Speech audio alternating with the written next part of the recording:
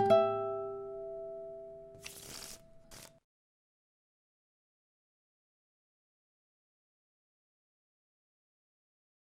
know, one of the tragic outcomes of this war is that the Iraqis who stood with America, the interpreters, embassy workers, subcontractors, are being targeted for assassination. Obama was the first presidential candidate that spoke directly on this issue. And yet our doors are shut. In April, we admitted exactly one Iraqi refugee. Just one. That's not how we treat our friends. He's hitting the issue right on the mark. Someone has to lead on this issue and say we have to help these people. Diplomacy and assistance is also required to help millions of displaced Iraqis. America has a strategic interest and a moral responsibility to act. That's what's so maddening about all this. None of that has happened with his administration on this issue. The process now by which an Iraqi that worked for the United States can get help is about as bad as I've seen it since the earliest days of this whole crisis. And it still is a crisis. This is typical. They show the badge. And there's an assassination. These Iraqis are not dying for Iraq. They're dying because they're coming to work for our country. They're dying for America.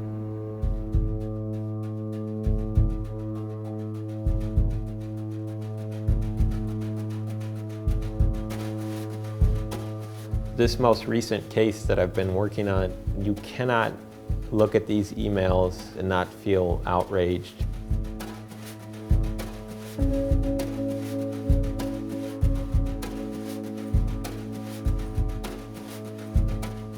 In his initial application, he submitted all of these recommendation letters and certificates of appreciation from his American employers. A few months passed and he gets an email back from the U.S. government saying, "We don't know who you are, you have to verify that you worked for us." So he gives them the name of his American boss. Instantly, this American employer verifies this guy and says, yes, he needs help. He was a great worker for us. You just see this train wreck coming. He was saying explicitly, they're going to kill me. And then in June, he had just finished dinner with his wife and his 5-year-old son. He told his wife he just needed to step out, and then a couple hours later, she saw on the news that a decapitated body had been found in their neighborhood. When they wrote back to the State Department to inform them that this guy was dead, they got an auto reply that said, "We can't verify his employment." This guy did not have to die, but the system failed him. And now we're trying to help this widow and little boy out on a dead man's application. And I don't know that it's gonna work.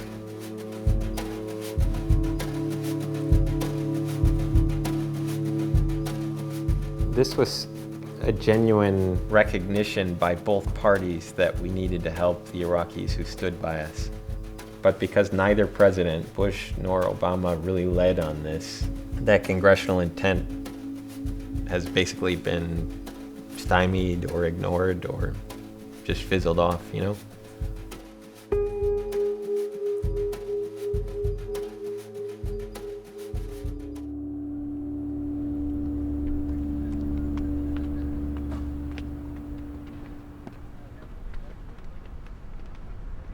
Why, after our work, which has mobilized tens of thousands of pro bono hours from the nation's top law firms, are only a few hundred out of the 19,000 Iraqis admitted to the U.S. last year from my list?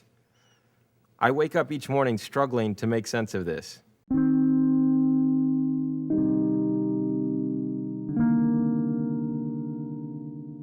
One of the fears that many people have that they will not express is if you bring in a significant number of Iraqis, you're going to bring in someone like the persons who did the dirty deed on September the 11th.